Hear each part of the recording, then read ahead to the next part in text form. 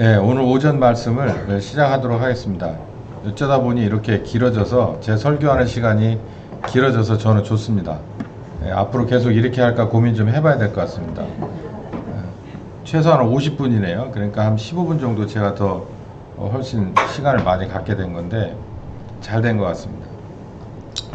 자, 오늘 말씀의 제목은 생명의 떡입니다. 오늘 갈 길이 먼데요. 첫 번째, 먹고 죽은 떡이 있고 사람에게 생명을 주는 떡이 있고, 그런데 그 생명을 주는 떡이 있으면 그걸 내가 들어서 내 입에다 넣고 효과가 있게 먹어야 된다. 이제 이런 얘기를 좀 하게 될 것 같습니다. 이렇게 한번 시작해 보려고 하는데요. 우리는 이 떡 얘기를 왜 하느냐면 예수님이 이 떡 얘기를 좀 하셨어요. 그래서 우리도 이 떡 얘기를 좀 할 텐데, 왜 그러냐면 그 본문 내용에 보면 광야에서 정말 신기한 떡을 먹었다. 하늘에서부터 내려온 떡. 이 떡이라고 하는 거를 만들려면 사람이 노동력을 그리고 시간을 걸려서 떡을 만들어냅니다. 그래서 먹고 사는 건데요. 이 광야에 나간 사람들이, 이스라엘이 하나님이 내려준, 하나님이 농사하신, 그러니까 하늘로부터 내려온 떡을 먹고 40년 이상을 살았어요. 그래서 이 사람을 살리는 떡, 그게 바로 하늘로부터 내려온 떡이라고 하는 그런 개념이 그 당시 그 히브리 민족에는 있었습니다. 전설과 같은 이야기죠. 그래서 이 떡에 관한 비유가 나온 건데, 이 광야에서 만나를 먹고 잘 살았다. 그런데 그 떡은 사람에게 생명을 주지 못한 떡이고, 이제 예수님이 내가 하늘로부터 내려온 떡인데 나를 먹으면 살 것이다. 이제 이런 얘기를 하시면서 여기 비교가 되는 게 광야에서 먹었던 만나, 그리고 하늘에서 내려온 산 떡이신 예수님에 관한 이야기입니다. 저는 오늘 이 본문을 꺼내들은 이유가 우리도 교회도 나오고 뭐 때를 따라서 직분자를 감당하기 위해서 아침부터 저녁 때까지, 그리고 온갖 시간을 들이고 정성을 들이고 금전을 들여서 애를 많이 써요. 내가 그리스도인인 것을 증명하려고 애를 쓴단 말이죠. 예, 그렇게 사는 사람인데 우리가 볼 때는 그게 A 플러스 사람이죠. A 플러스 사람인데 혹시 이 본문에 보면 광야에서 먹은 떡, 그 정도 수준이라서 그냥 연명하는 데 그치는 것은 아닌가라고 하는 거예요. 왜 뜬금없이 이런 얘기를 하십니까? 라고 얘기하면, 예수님께서 너희는 세상의 빛과 소금이라고 했는데 지금 요즘 날에 예수 그리스도의 교회, 그 생명력이 있습니까? 라고 한번 물어보고 싶은 거예요. 그리스도인의 속성, 빛과 소금이 있습니까? 라고 물어보고 싶은 거예요. 이게 바로 교회의 생명력이고 신자가 살아있다는 증거인데, 그렇지 못하다면 우리는 광야의 만나를 먹고 연명하는 수준밖에는 안 될 것이다 라고 하는 거예요. 뭐 이미 이 설교를 듣는 여러분은 제 속이 어떤지를 잘 알고 계실 겁니다. 이 얘기를 왜 할까? 안 그러니까 하는 거죠. 한 50%라도 돼가는 중이라면 제가 이 본문을 꺼내들 필요가 없겠죠. 다른 데도 문제지만 여러분들도 문제입니다. 내가 지금 광야의 만나로 그냥 내일 또 나가서 먹어야 되고 모레도 먹어야 되고, 그러면 결국은 또 때가 되면 죽어야 되는 이런 만나 수준에서 살고 있냐, 아니면 하늘로부터 내려온 떡을 먹고 그리고 나도 살고 교회도 살고 우리나라도 사는 그런 아주 중요한 역할을 하나님 뜻대로 잘 감당하고 있냐라고 하는 겁니다. 본문을 우리 한번 같이 읽어봅시다. 시작. 나는 하늘로서 내려온 산떡이니 사람이 이 떡을 먹으면 영생하리라. 나의 줄 떡은 세상의 생명을 위한 내 살이로다 하시니라. 이러므로 유대인들이 서로 다투어 가로되 이 사람이 어찌 능히 제 살을 우리에게 주어서 먹게 하겠느냐. 예수께서 이르시되 내가 진실로 진실로 너희에게 이르노니 인자의 살을 먹지 아니하고 인자의 피를 마시지 아니하면 너희 속에 생명이 없느니라. 내 살을 먹고 내 피를 마시는 자는 영생을 가졌고 마지막 날에 내가 그를 다시 살리리니 내 살은 참된 양식이요 내 피는 참된 음료로다. 내 살을 먹고 내 피를 마시는 자는 내 안에 거하고 나도 그 안에 거하나니 살아계신 아버지께서 나를 보내심에 내가 아버지로 인하여 사는 것 같이 나를 먹는 그 사람도 나로 인하여 살리라. 이것은 하늘로서 내려온 떡이니 조상들이 먹고도 죽은 그것과 같지 아니하며 이 떡을 먹는 자는 영원히 살리라.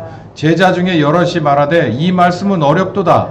누가 들을 수 있겠냐 한데 살리는 것은 영이니 육은 무익하니라. 내가 너희에게 이른 말이 영이요 생명이라. 첫 번째, 먹고 죽은 떡. 이스라엘이 광야로 나왔을 때 40년을 먹었던 만나를 말합니다. 오늘 본문에 너희 조상들이 광야에서 만나를 먹었어도 죽었다라고 얘기합니다. 여기 이 말은 좀 해석의 여지가 있어요. 사람이 영생할 수가 없는 이상 이 광야에 나왔던 히브리 조상들이 예수님의 말할 당시까지만 해도 벌써 시차가 얼마입니까? 그래서 다 죽은 건 맞아요. 그래서 예수님이 말하는 이 죽은 게 우리가 생각하는 이 죽은 것을 말하는 게 아닙니다. 광야의 만나는 분명히 하나님이 직접 내려주신 거예요. 그런데 그걸 먹고도 예수님이 봤을 땐 죽은 거야 이렇게 판단을 해버린다는 얘기예요. 그 얘기는 뭘까요? 구원받지 못했단 말이죠. 하늘로서 내려온 떡이니 이는 하늘로서 내려온 떡이니 사람으로 하여금 먹고 죽지 아니하게 하는 것이니라. 이제 그래서 예수님 자신이 내가 너희들의 산 떡이 되어서 너희들의 참 음료가 되어서 광야에서 먹고도 죽었던 사람, 구원받지 못할, 변화되지 못한 그 떡이 아니라 이제 너희를 변화시키는 떡으로 내가 왔다 이 얘기를 하고 계시는 겁니다. 자, 출애굽기 16장 1절부터 36절까지는 이 만나에 관한 이야기가 나와요. 여기 1장 1절에서부터 36절까지를 집에 가서 잘 읽어 보십시오. 여기 무슨 얘기가 나오냐면 애굽에서 나온 뒤 2월 15일이라. 그러니까 내가 너하고 애굽에서 나오면서 이제 1일 날이라고 하자. 6월절 날을 1월 1일 날이라고 하자. 그랬으니까 2월 15일이니까 2달 반이에요. 2달 반 동안 이제 애굽에서 나온 뒤 2달 반쯤 된 겁니다. 그러니까 뭐 도시락을 쌌든지 온갖 것들 비상식량 가져온 거 집집마다 다 나눠 먹고 다 떨어진 상태예요. 그래서 이제 굶어 죽을 만한 상황이 된 겁니다. 그래서 모세와 아론을 원망하기 시작했어요. 이게 뭔 모세와 아론은 잘해놓고도 항상 욕을 처먹습니다. 참 이게 제게 많은 그 교훈을 주더라고요. 모세가 하나님을 대신해서 이렇게 이끌고 가면서도 40년 동안 모세는 욕을 먹어요. 여기서 아주 욕을 되게 먹기 시작합니다. 자칫하면 돌 맞을 만한 그런 상황도 후에 가면 있어요. 근데 여기 모세와 아론에게 원망을 해서 이제 기다렸다는 듯이 여호와 하나님이 등장. 무슨 얘기를 하느냐면 니네 배고프지? 내가 니네를 위해서 만나를 줄 거야. 그런데 한 가지 조건이 있어. 뭐냐면 일주일 동안, 그러니까 이 만나는 유효기간이 하루다. 이거 잘 들으셔야 됩니다. 오늘 기도 중에서도 내가 먹고 사는 문제 얘기했잖아요. 간단한데 우리가 신약 사람이라고 해서 이거를 막 꼬아서 보면 안 돼요. 구약이나 신약이나 이 동일하게 우리에게 연결되는 것이 다 계명이고 율법입니다. 보세요. 하나님이, 여호와 하나님이 먹고 사는 문제에 대해서 교육하기 위해서 2달 반을 굶겼어요. 그러니까는 자기네들이 온갖 것들을 다 동원해도 안 될 상황이 되니까 모세와 아론을 원망했어요. 이건 결국 하나님한테 대고 삿다지를 하기 시작한 거예요. 야, 굶겨 죽이려고 우리 여기 나왔냐? 아니지, 내가 너희들을 살려줄게. 그 대신 내 말 똑바로 들어라. 내가 너희를 위해서 니네가 일하지 않아도 만나를 줄 거예요. 그런데 이 만나는 첫 번째 유효기간이 하루야. 아침 새벽에 가서 만나를 수집해야 돼. 그리고 그 다음날로 넘기지 말고 다 먹어. 그리고 한 오멜, 1인당 한 오멜. 우리로 보면 돼요, 돼. 이게 2.2kg 정도 돼요. 이 한 대박을 1인당 그렇게 걷어요. 그러니까 4인 가족이면은 여기 보면 2.2리터 곱하기 4가 되는 거예요. 그 정도 더 이상도 가져오지 말고 덜도 가져오지 말고 그만큼씩만 가져와라. 여기 본문을 잘 읽어보면 만나를 내려준 것이 인분하고 똑같이 내려줬다는 거예요. 그래서 어떤 사람은 조금 더 걷어갈 수도 있고 어떤 사람은 덜 걷어갈 수도 있지만 결국은 다 이 인당 얼마씩 전부 나눠보면 똑같은 상황이 된 겁니다. 하나님이 이걸 일부러 훈련시키느라고 그렇게 한 거예요. 인당 한 오멜씩 해서 아침 새벽에 나가서 걷어라. 그리고 유효기간은 하루야.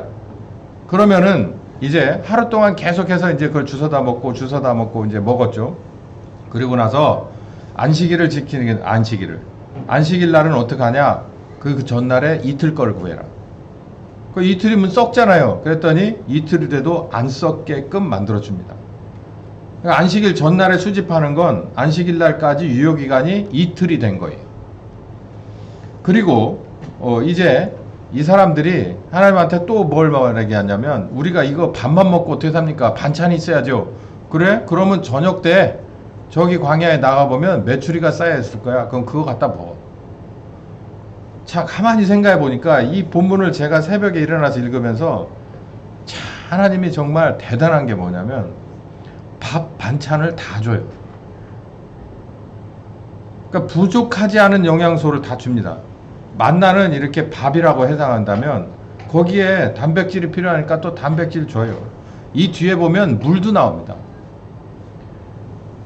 일용할 양식이 영양소가 딱 골고루 가르쳐진 것이 꼭 사람에게 필요한 정량이 골고루 공급됐다는 걸 알 수 있어요. 그러면 사람은 뭔 말 하면 될까요? 하나님이 시키는 대로 주의사항에 맞춰서 그 만나 걷어다가 먹고 뭐만 하면 돼요? 하나님 말씀만 따라가면 되는 거예요. 지금 우리도 마찬가지인 거예요. 이 얘기는 언제 다음에 기회가 있으면 할게요. 율법, 안식일이라고 하는 것을 준 겁니다. 이게 뭔 이유가 있을까요? 안식일이라고 하는 게 무슨 뜻일까요? 저는 세밀한 뜻보다는 그냥 이렇게 통틀어서 이렇게 볼 때 뭐냐면 모든 주권은 누구에게 있다는 거예요? 하나님께 있다는 거예요. 하나님께. 내가 너희를 아브라함과 언약한 그 언약에 의해서 때가 돼서 애굽에서 건져냈고 광야에 나와서도 니네가 볼 때는 한심하고 정말 애굽으로 돌아가야 되겠다라고 생각할 정도로 아무것도 없지만 내가 너희들에게 너희들이 필요한 만큼을 다 공급해주는 나는 너희의 여호와 하나님이다 라고 하는 거예요. 여러분, 하나님이 이 정도십니까? 이 정도여야 돼요. 그래야 우리가 구약 신자의 기본이 된 겁니다. 기본. 근데 이게 안 되니까 예수님이 마태복음 6장에 얘기를 한 거예요. 너희는 먼저 그의 나라와 그 의를 구해라. 이방인처럼 살지 마라. 이렇게 얘기한 거예요. 이 사람들도 이게 쉽지 않았어요. 그런데 어쨌든 이렇게 아주 하드 트레이닝을 시켜줍니다. 공짜 일용할 양식. 그러나 백성들은 불신과 욕심을 절대 버리지 않았어요. 저는 이게 좀 그런 생각이 듭니다. 왜 불신하고 왜 욕심을 가졌을까? 이유는 여러 가지가 있을 거예요. 근데 이 사람들이 불신과 욕심을 버리지 못한 이유는 이 구약 성도들에게는 아주 치명적인 약점이 있었기 때문이에요. 그게 바로 예수님이 십자가를 지기지 않으셨기 때문에 아직 시간상으로 이들이 죄를 회개하고 거듭날 수가 없었어요. 그러니까 본질적으로 하나님의 역사를 매일 아침마다 저녁마다 보면서도 그 만나를 먹으면서도 야, 이게 여호와 하나님이 눈 시퍼렇게 뜨고 우리를 그 뜻 안에서 인도하고 계시구나 라고 하는 걸 밤이나 낮이나 24시간을 계속해서 보면서도 들으면서도 먹으면서도 만지면서도 이 사람들은 그 불신을 걷어내지 못했던 거죠. 자, 그래서 에레미야 31장 31절에서부터 33절에 신약 새로운 언약을 세우겠다고 합니다. 뭐 여기에 대해서는 여러 차례 설교가 있었으니까 이 본문 읽는 것은 넘어가겠습니다. 여기 제가 이걸 요약을 하면서 여기 이 본문에 보면 여호와 하나님이 뭐라고 하소연을 하냐면 내가 이스라엘에게 남편과 같은 존재였음에도 물론 가족과 이 배우자와 그리고 자녀들을 방임하는 몹쓸 남편들도 많지만 여기서 말하는 남편 그렇지 않아요. 아주 아침부터 저녁 때까지 24시간 가족을 위해서 철저하게 헌신되어 있는 남편을 말하는 거예요. 여호와 하나님이 이스라엘에게 그런 존재였음에도 불구하고 이스라엘은 그 손을 붙들지 않았다. 나는 새로운 법을, 약속을 다시 만들 수밖에 없다. 라는 얘기예요. 그 약속은 어디에 두는 거냐면 그 상대방의 마음 속에 두겠다. 이게 신약의 요지예요. 신약이 구약하고 다른 점은 이거예요. 구약은 사람과 사람 사이에 있는 겁니다. 사람과 사람 사이에 종이로 쓰든 이때처럼 돌에다가 새기든 뭐든 밖에 있는 거예요. 그런데 신약은 안에다가 넣는 겁니다. 안에다가. 어떤 게 더 효과가 있을까요? 말할 필요도 없죠. 안에 있는 것이 효과가 있는 거죠. 내가 이 사람과 배우자의 관계입니다. 뭘로? 종이로 써서 저기 구청에 가서 신고를 하고 호적에 올라갔어요. 구약이에요. 구약. 어떨 수 있느냐면 남편은 남편이고 아내는 아내고 자녀는 자녀들 산산조각 날 수 있습니다. 그런데 이 신약대로 한다면 절대 그렇지 않아요. 만약에 이걸 종이로 쓰지 않았어도 내가 어디에다 등재를 시켜서 내 호적에 올리지 않았어도 이 사람이 하나님이 내게 주신 아내요 남편이고 이게 하나님이 내게 맡겨주신 자녀다라고 하는 신약의 개념이 확실하다면 그건 아무 의미가 아무 문제가 될 게 없어요. 끝까지 헤어질 때까지 유효하기 때문이죠. 이 마음속에 쓰는 신약이 바로 이렇게 어마어마한 차이가 있는 거죠. 첫 언약의 실패 원인은 이렇습니다. 이 사람들은 거듭나지 못한 사람인 고로 그저 여호와 하나님이 나를 이마만큼 사랑한다 하더라도 이 사람들의 머릿속에선 뭘 버릴 수 없느냐면 자기 육체를 버릴 수가 없는 거예요. 육신이 최우선인 겁니다. 최우선. 여기 우리 신약의 신자예요. 우린 지금 역사 속에서도 예수님 십자가 지신 지 2000년이 지났고 지금 특별히 우리 교회는 신약의 신자가 아니고서는 사실상 효과가 없는 말씀을 지금까지 전했고 지금까지 따라왔어요. 자, 그럼에도 불구하고 아직까지 여기서부터 본론입니다. 내가 육체 최우선으로 산다면 여러분은 고민해 봐야 될 필요가 있어요. 제가 다시 한번 여러분께 물어봅니다. 아직도 내가 육신이 내 인생의 최고 우선순위다? 이거 한번 고민해 봐야 돼요. 마태복음 4장 1절부터 4절까지 보면 예수님이 시험을 받으시기 전에 40일 금식을 하고 들어갑니다. 세상에 아침에 따뜻한 밥으로 적정량의 밥을 먹고 따뜻한 옷 입고 수능 시험 보러 가는 게 맞는데 예수님은 시험 보기 전에 40일을 금식하고 그것도 광야에서 난달에서 40일을 금식하고 시험 보러 들어갔어요. 세 가지 시험을 보러 들어간 거예요. 첫 번째 시험이 뭐냐면 굶주림에 관한 시험이에요. 죽어요, 죽어. 40일 금식 잘못하면 죽습니다. 이게 40일 금식 아무나 하는 게 아니에요. 이렇게 금식하면 40일하고 살아남을 사람이 없어요. 예수님의 지금 생명은 경각에 달렸습니다. 정말 한순간도 살고자 하는 욕망이 정말 모든 자신의 육체와 정신과 신경을 다 감싸고 있을 때예요. 그런데 사탄이 와서 시험 문제를 냅니다. 배고프지?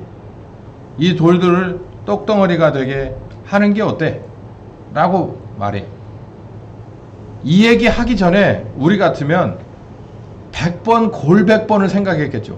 내가 만약에 이 돌을 떡으로 만들 수만 있다면 무슨 수를 써서라도 내가 지금 있는 내 육체의 한계를 극복해야겠다. 뭐가 최선이니까? 내 육체가 최선이니까. 우리 이렇게 말하잖아요. 야, 그래봐야 너 죽으면 끝나. 반은 맞고 반은 틀립니다. 예. 반은 맞고 반은 틀려요. 왜 그러냐면 예수님이 어떻게 했느냐라고 하는 거예요. 예수님이 답을 뭐라고 주냐면 4절 읽어봅시다. 시작. 예수께서 대답하여 가라사대 기록되었으되 사람이 떡으로만 살 것이 아니요 하나님의 입으로 나오는 모든 말씀으로 살 것이니라 하였느니라 하시니 이 말씀은 곧 이렇게 당신의 의사를 표현한 겁니다. 사람이 떡으로 사는 건 맞다. 뭐가? 이 몸이 떡으로 사는 건 맞아요. 그런데 예수님이 뭘 하나를 가르쳐 주냐면 사람이 떡으로만 사는 것이 아니고 하나님의 입에서 나오는 그 말씀으로 산다라는 것도 알려줍니다. 그런데 사는 건 똑같네요. 떡으로도 살고요. 하나님의 말씀으로도 살아요. 그런데 이 두 가지가 다 살리는 거라면 그냥 손쉽게 앞에 있는 돌덩어리를 떡으로 만들어서 먹으면 될 거 아니에요. 사는 건 똑같은데. 근데 예수님은 뭘 택하십니까? 하나님의 입에서 나오는 그 생명력 가지고 살겠다라고 하는 거예요. 그러니까 이 우선이에요. 우선. 여기서 사람이 떡으로 사는 것은 육체입니다. 사람이 하나님의 말씀으로 사는 건 육체뿐만 아니라 마음뿐만 아니라 영이 살아요. 이 세 가지가 다 삽니다. 자, 떡으로 사는 건 마음을 살릴 수 없어요. 마음의 생명력을 불어넣지 못해요. 그리고 영의 생명력 더 안 됩니다. 그건 뭐 아예 구조적으로 안 되는 거예요. 육이 영을 살릴 수 없어요. 그런데 하나님의 말씀은 세 가지 공통적으로 살린다는 거예요. 영도 살리고 마음도 살리고 육도 살린다는 거예요. 문제는 우선순위 문제인 거예요. 우선순위. 여러분 뭐가 우선입니까? 육체가 우선입니까? 그래서 이스라엘 사람들은 계속해서 하나님의 것을 다 하나님이 보내주는 만나, 하나님의 메추라기, 하나님의 물, 그리고 하나님이 내려주는 불기둥과 구름기둥 아래서 40년 동안 광야에서 모세 말에 의하면은 뭐 신발이 떨어져서 살고 헐벗어서 굶어서 죽지 않고 살았어요. 그랬음에도 불구하고 하나님의 손길 가운데서 24시간을 공급받고 살았음에도 불구하고 이 사람들은 항상 하나님에 관한 불신을 떨쳐버릴 수가 없었던 것은, 불순종을 떨쳐버릴 수가 없었던 것은 바로 이것 때문인 거예요. 우선순위가 그래도 뭐가 우선인 거예요? 자기 육체가 우선인 거예요. 여러분, 신약의 사람은 바뀌어야 합니다. 신약의 사람은 송두리째 바뀌어야 돼요. 마태복음 6장을 제가 언급하지 않아도 구조적으로 송두리째 바뀌어야 돼요. 이 예수님의 마태복음 4장을 보면 우리도 무엇으로 사는 것이어야 합니까? 하나님의 입에서 나오는 그 말씀, 그 생명력 가지고 산다라고 해야 돼요. 그래서 두 가지가 있을 때 뭘 선택해야 됩니까? 하나님 말씀을 선택해야 돼요. 제가 여기서 따끔한 얘기를 하나 해드릴게요. 여러분 세상에 나가서 돈을 법니다. 그 돈으로 영을 살릴 수 있을까요? 그 돈으로 마음을 살릴 수 있을까요? 그렇지 않아요. 그 돈으로 조금 편안하게 해주는 건 몸입니다. 몸에 국한되는 거예요. 그걸 벌러 우리는 짧게는 8시간, 길게는 하루 왼종일을 마음도 쓰고 몸도 쓰고 때로는 영도 팔아먹어요.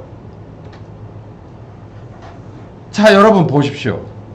하나님의 말씀은 나의 세 가지를 다, 내 속에 들어있는 사람, 밖에 있는 사람을 다 살려요. 그러면 이론적으로 본다면 이 두 가지, 이 돌이 있고 여기 하나님의 말씀이 있으면 하나님의 말씀을 우선적으로 집어야 됩니다. 이게 바로 신약의 현명한 사람이고 이게 아버지 뜻대로 되는 사람이에요. 그렇지 않고 이걸 집었다. 특히 하나님의 말씀과 이 세상의 떡이 서로 부딪힐 때가 있어요. 여러분 직장에서, 여러분이 하는 사업에서 이거 이러면 불법인데? 라고 하는데 이거 내가 잠시만 다른 데 쳐다보고 이걸 결정하면 내가 이만한 이윤을 얻을 수 있을 텐데, 바로 이런 겁니다. 이런 거. 그냥 육체만 일용할 양식으로 얻기 위해서 그 일용할 양식을 정직하게 얻는다면 그걸 뭐라고 하는 게 아니에요. 그런데 그걸 넘어서서 더 먹으려고 하고 더 좋은 걸 먹으려고 하고 더를 위해서 하나님의 말씀을 외면하고 우선순위를 바꿔버린다면 육체가 조금 편해질 수는 있어요. 그러나 뭐는 쇠해질까요? 마음과 영은 쇠해질 수밖에 없어요. 근데 여러분, 육체 이거 분명히 끝납니다. 육체는 다 끝나게 돼 있어요. 그러면 그 다음에 심판이 있네. 심판이 있으면 그걸 어떻게 감당할 겁니까? 이렇게 사람이 똑똑한 것 같으면서 지금 화성을 간다고 저렇게 얘기하지만 사람이 참 단순하고 멍청한 거예요. 여기 예수님을 보세요. 이게 고집이 아니에요. 고집이 아니고 이거는 당연한 진리입니다. 당연한 진리. 두 가지가 있어요. 살리는 두 가지 길이 있는데 하나님의 말씀이 있고 그리고 내가 능력이 돼서 혹은 안 돼도 나를 살리는 육체의 떡이 있어요. 어떤 걸 먼저 우선해야 돼요? 하나님의 말씀이라는 거예요. 저는 이렇게 여러분에게 도전을 하나 드립니다. 내가 육체의 떡덩어리와 그리고 하나님의 말씀 중 내가 나를 부인하고 하나님의 말씀에 손을 댔더니 그 말씀이 내 육체는 말할 것도 없고 내 영을 새롭게 하고 내 마음을 확고하게 하고 그리고 내 삶을 완전히 변화시켰다라는 그 체험이 모두에게 있기를 예수 그리스도의 이름으로 축원합니다. 신명기 8장 2절부터 6절은 읽어봐야 될 것 같아요. 시작. 내 하나님이 여호와께서 이 40년 동안에 너로 광야의 길을 걷게 하신 이유를 기억해라. 이는 너를 낮추시며 너를 시험하사 내 마음이 어떠한지 그 명령을 지키는지 아니 지키는지 알려 하심이라. 자, 여기까지. 여기 답이 나왔잖아요.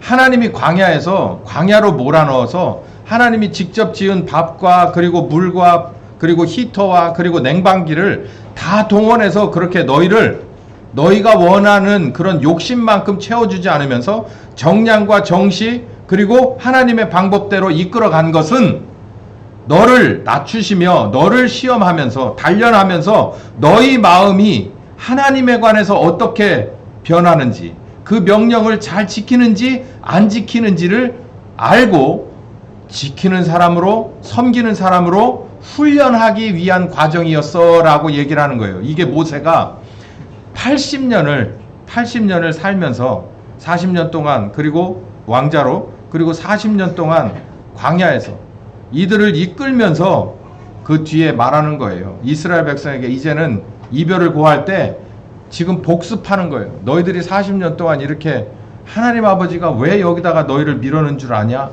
너희들을 훈련시키려고, 너희들을 낮추시려고, 그리고 너희들의 마음을 바꾸시려고, 너희들의 순종함을 보려고 너희들을 광야에다 집어넣었다라는 거예요. 여러분, 우리도 마찬가지예요. 우리도 거듭나서 십자가 복음 따라서 이 세상에 목숨 끊어질 때까지 사는 건 우리를 바꾸시려고 하는 걸 믿으시기 바랍니다.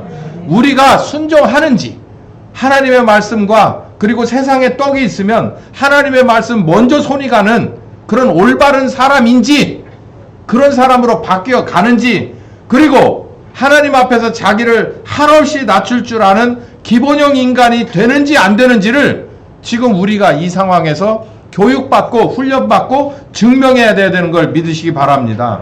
3절부터 다시 시작. 너를 낮추시며 너로 줄이게도 하시며 너로 알지 못하며 내 열조도 알지 못하던 만나를 너희들에게 먹이신 것은 사람이 떡으로만 사는 것이 아니고 하나님의 입으로 나오는 모든 말씀으로 사는 줄을 너희가 알게 하려 함이다.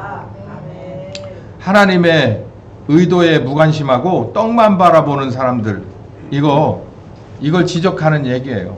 하나님이 너희들 광야에서 이렇게 하나님식 만나, 하나님식 매출하기, 하나님의 생명수, 하나님의 히터, 하나님의 냉방기를 이렇게 준 것은 너희들이 이렇게 먹고 살으라고 하는 그 이상에 이 먹고 사는 것에 관한 이 모든 것 다 포함해서 누구의 주권이라는 거예요? 하나님의 주권이라는 것을 알려주는 거예요. 제가 한 번 더 재방송을 하나 하겠습니다. 예와 재방송. 우리 애가 개 2마리를 키워요. 엊그제도 동영상에서 이렇게 보는데 저는 손주가 없으니까 개가 손주예요. 개 손주인데 제가 그랬죠. 한 놈은 뼈다귀를 주니까 있죠. 주인의 손도 으르렁거립니다. 그래요. 그래서 저 주둥이 찢어버리라고 그랬어요. 내가 이빨 다 뽑아버리고. 근데 한 놈은 이걸 주니까 이걸 어떻게 할 줄을 모르는 거예요. 생갈비 이만한 걸 하나 주니까는 이걸 나 오늘 죽나? 그러면서 내려놓고 이렇게 눈 쳐보다가 이렇게 입구서 저기 가가지고 쳐다보는 거. 주인만 이렇게 쳐다봐. 먹으라고 할 때까지. 괜찮아 먹어 할 때까지. 이스라엘이 그냥 주둥이 대고 그냥 만나 그냥 아침마다 가가지고 열심히 걷고 열심히 걷으랬지. 걷고 매출하게 저녁 때 우리가 저녁 때 바베큐 하자고 그러고서 막 하고 뭐는 생각 안 하고 어디서 왔는지 왜 왔는지는 생각 안 하는 거야. 아니 하다못해 말이에요. 참 진짜 이게 도대체 배부르면 이 생각을 해야 될 거 아니야. 야 이거 어떡하나 우리가 이렇게 일도 안 했는데 매일같이 이렇게 도대체 우리가 뭐냐 이게 이 생각이라도 해야 될 거 아닙니까? 생각이 없어. 오죽하면 모세가 그 생각 없는 40년 동안 데리고 다니면 뻔히 알겠자. 저것도 진짜 변화도 없다. 이 모세가 이렇게 말하는 거예요. 너희들에게 삼시세끼 다 주고 이렇게 해서 히터 냉방기까지 다 해준 것은 너희들 잘 먹고 잘 살고 피둥피둥 살쪄가지고 광야에서 어디다 그런 게 아니라 사람이 떡으로만 사는 게 아니라 그러니까 누구 손을 쳐다보선 하나님 손을 좀 쳐다봐라. 하나님 손도 쳐다볼 줄 알아.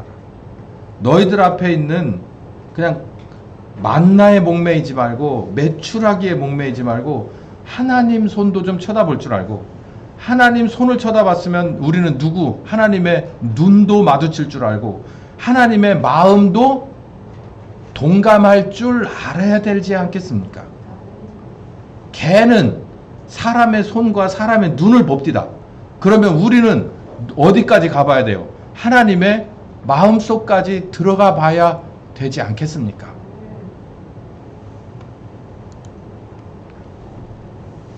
자, 두 번째, 살리는 떡이 있어요. 광야의 떡은 하나님의 헛수고한 거네. 예, 헛수고한 거예요. 바뀌는 게 하나도 없어. 그냥 육체만 살려준 꼴이 된 거예요. 그래서 이제 새로운 약속에 의해서 누가 오셨냐면 예수님이 오셨어요. 뭐 하려고? 살려보려고. 저것들 맨날 일용할 양식 주고 따라다니면 불기둥 구름기둥 하고 내가 저들과 함께하는 방패 노릇 해주고 의사 노릇 해줘봐야 저 그냥 아무 의미 없이 저렇게 살다가 결국은 죽어서 심판받을 거 아니야. 살리는 떡을 좀 보내자. 그래서 예수님을 보내주신 겁니다. 그래서 마태복음 오늘 본문에 51절 시작. 나는 하늘로서 내려온 산떡이니 사람이 이 떡을 먹으면 영생하리라. 나의 줄 떡은 곧 세상의 생명을 위한 내 살이로다 하시니라. 아멘. 영생은 뭘까요? 생명, 영생.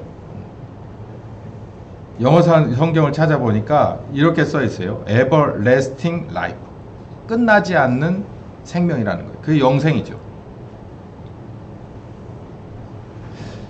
요한복음 3장 14절에서 16절까지 보면 영생이라는 단어가 여기 나와요. 하나님이 세상을 이처럼 사랑하사 거기를 말하는 겁니다.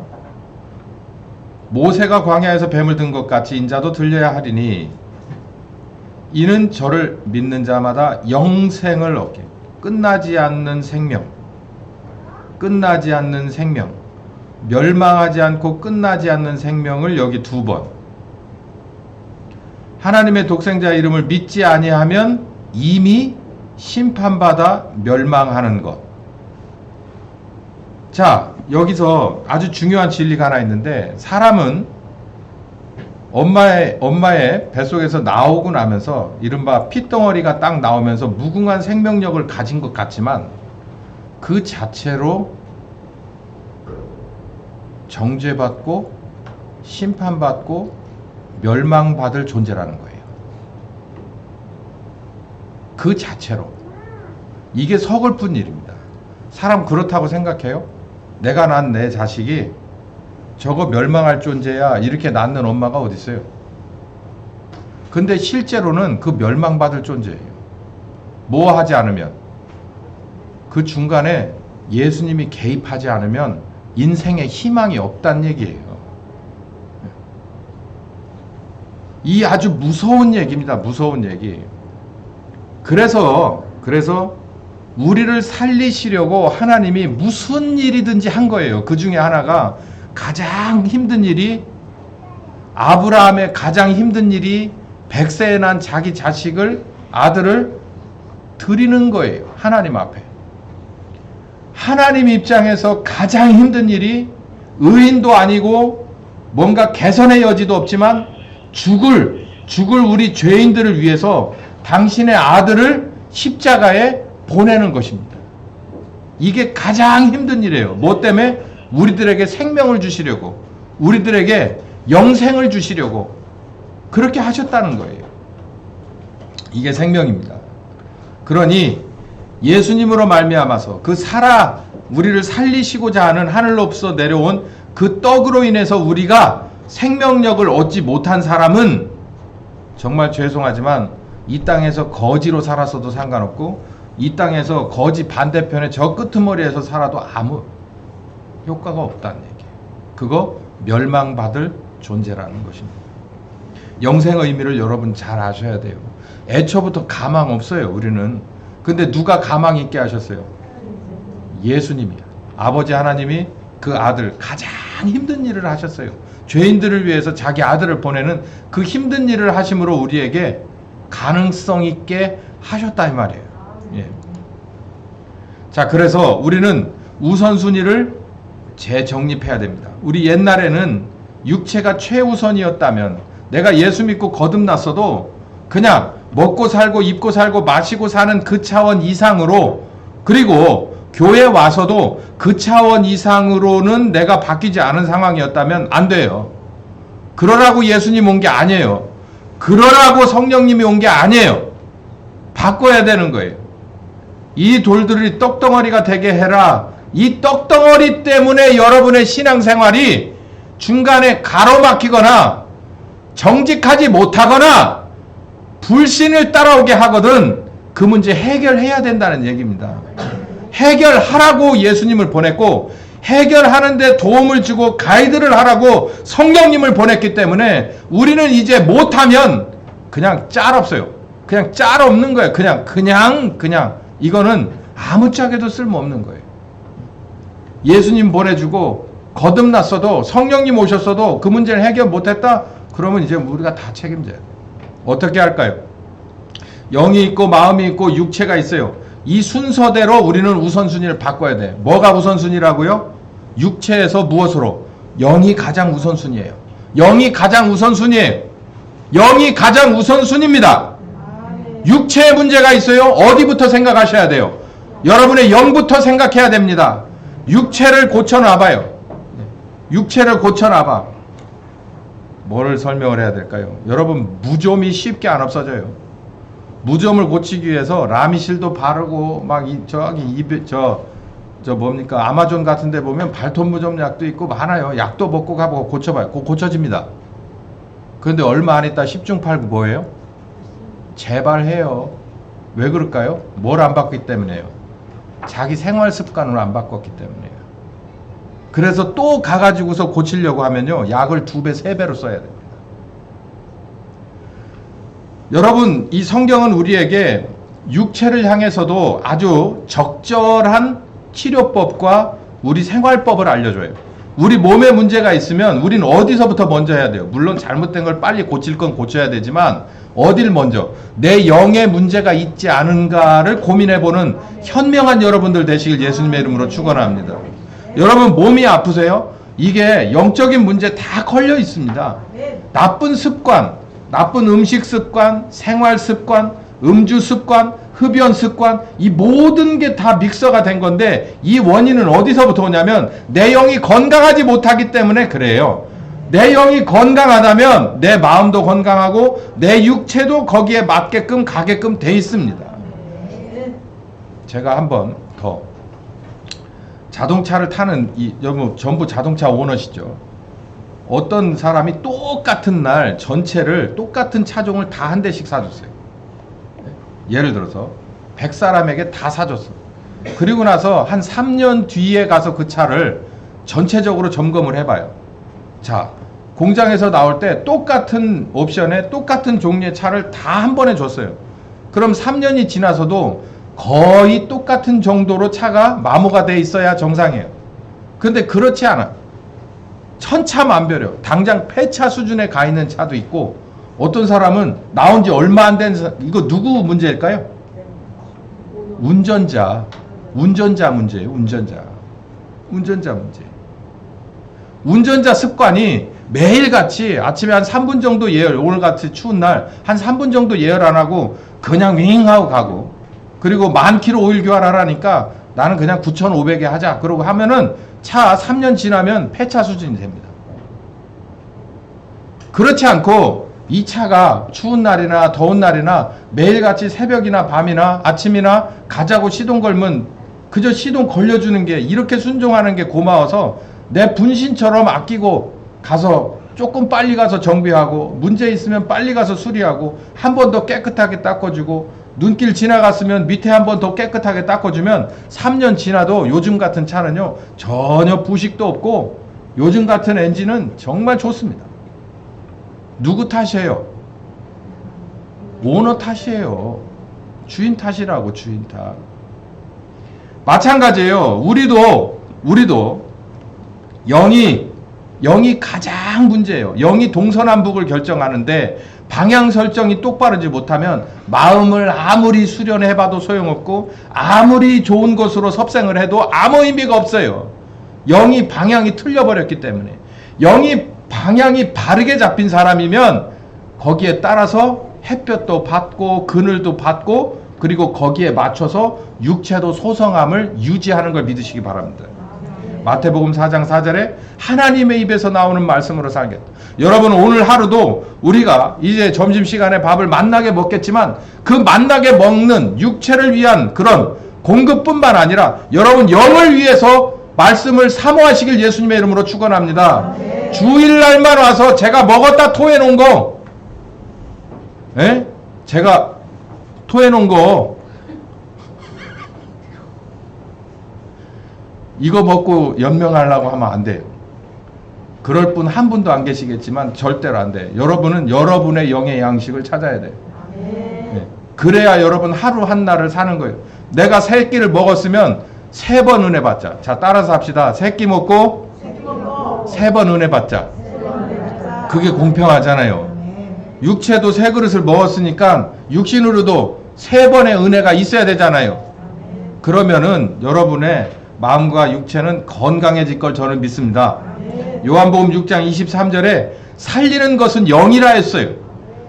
살리는 것은 영이다. 최종적으로 우리를 살리는 것도 영이지만, 우리가 지금 숨을 쉬고 사는 이 상황에서도 우리를 살리고 유지시키고 윤택하게 하는 건 어디 문제라는 거예요? 영적인 문제라는 거예요.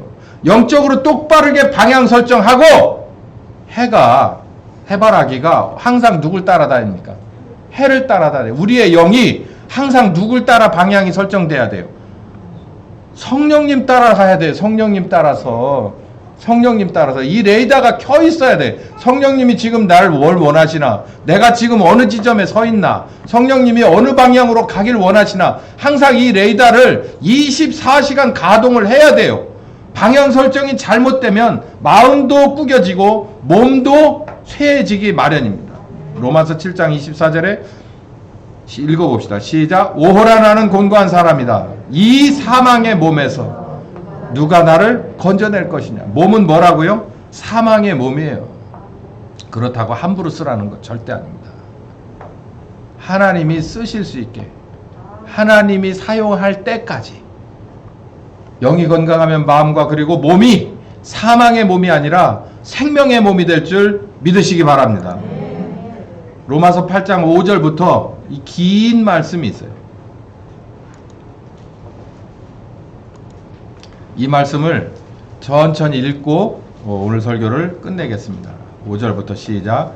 육신을 좇는 자, 육신의 일을, 영을 좇는 자는 영의 일을 생각하나니, 육신의 생각은 사망이고 영의 생각은 생명과 평안이니라.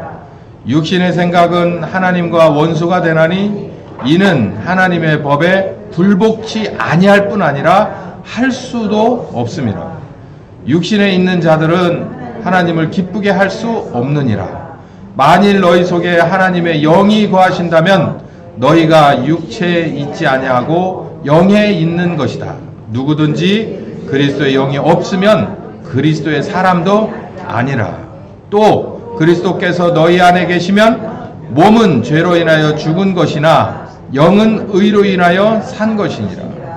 예수를 죽은 자 가운데서 살리신 이의 영이 너희 안에 거하시면 그리스도 예수를 죽은 자 가운데서 살리신 이가 너희 안에 거하시는 그의 영으로 말미암아 너희 죽을 몸도 살리시리라. 그러므로 형제들아, 우리가 빚진 자로 돼 육신에게 져서 육신대로 살 것이 아니니라. 너희가 육신대로 살면 반드시 죽을 것이로되 영으로서 몸의 행실을 죽이면 살리니 무릇 하나님의 영으로 인도함을 받는 그들은 하나님의 아들이라. 아멘. 여기까지 하겠습니다. 반주자 나와서 통성으로 같이 기도하겠습니다. 하나님의 영이 계시면 하나님의 아들이라 했습니다. 하나님의 영이 계시면 우리들의 죽을 육체도 살리신다 했습니다. 오늘 특별히 같이 기도하길 원하는 것은 우리 몸이 아파서 이 시간 이곳에 출석도 못한 신광균 집사님을 위해서 같이 기도합시다. 항암 치료가 이제 막바지로 가고 있는 유지상 성도를 위해서 기도합시다. 첫 번째, 이 두 성도의 마음속에 우리 하나님의 영이 거하시기를 소원합니다. 영접하기를 소원합니다. 그래야 살 수 있습니다. 그래야 하나님의 뜻대로 될 수 있습니다. 우리 다 같이 주여 한번 외치고 기도합시다. 주여! 살아계신 하나님, 이 시간 기도하길 원합니다. 몸이 아픈 사람들을 위하여 기도하길 원합니다. 주여, 불의의 사고로 저렇게 먼저 누워서 주여 접침상에서 일어나지 못한 지 얼마나 됐습니까? 주님, 이 말씀 붙잡고 기도합니다. 이 설교를 들을 때, 성령 하나님 찾아오셨을 때 우리 집사님이 마음을 열고 받아들이게 하여 주시옵소서. 하나님의 영이 그 육체 가운데 들어가셔야 하나님의 아들이 될 수 있으며 아버지 마음이 된 것까지 그 성령 하나님 심령과 간절과 골수를 쪼개실 줄 믿사오니 주여 믿고 영접하고 받아들이는 기적 있게 하여 주시옵소서. 아버지 살아계심을 드러내신 역사 보기를 원합니다. 보기를 원합니다. 함께하여 주시옵소서. 상성도를 위하여 기도하오니 주여 우리의 기도를 들어주시옵소서. 성령님 오셔서 마음속에 두드릴 적에 마음문을 활짝 열어 영접하게 하여 주시옵시고 그 성령님을 따라 아버지 마음의 평안을 얻어 믿음 가지고 치료받게 하여 주시옵소서. 그저 치료만 받아 효과가 있겠습니까? 믿음으로 얻게 하여 주시옵소서. 영이 새로워지고 마음이 평안해지며 믿음으로 치료를 받을 때 주여 아버지 병마가 떠나가고 하나님의 살아계심이 드러나는 결과가 있을 줄 믿사오니 살 수 있는 방법을 말씀으로 이렇게 가르쳐 주셨사오니 살 길을 선택하게 하여 주시옵소서. 살 길을 선택하게 하여 주시옵소서. 현명하게 하여 주시옵소서. 지혜롭게 하여 주시옵소서.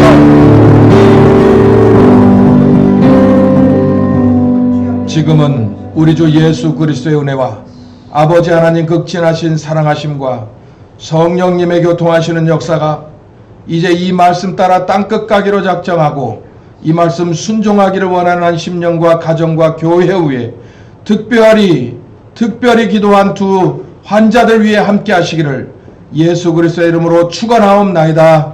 아멘.